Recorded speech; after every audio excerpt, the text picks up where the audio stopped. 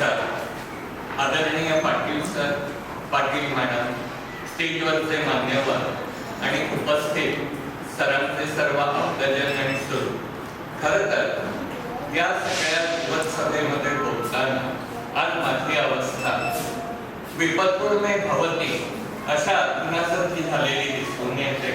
परंतु एक आधार आहे की आई वडील कितीही पंडित असले तरी आपल्या बालकाचे होते बोल त्यांना कौतुकास्पदच वाटत असतात. या न्यायाने बळ धरून मी थोडंफार भाष्य करत आहे.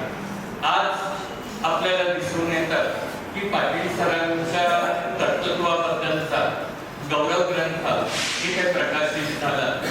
आपल्या भूमीचं एक वैशिष्ट्य, विशेषतः महाराष्ट्र भूमीचं एक वैशिष्ट्य सांगता येतं की आपण दिलखुलासपणे कोणाची स्तुती तोंडीही करत नाही आणि लेखीही करत नाही. परंतु इथे लेखी स्वरूपात हा ग्रंथ उपलब्ध झालेला आहे.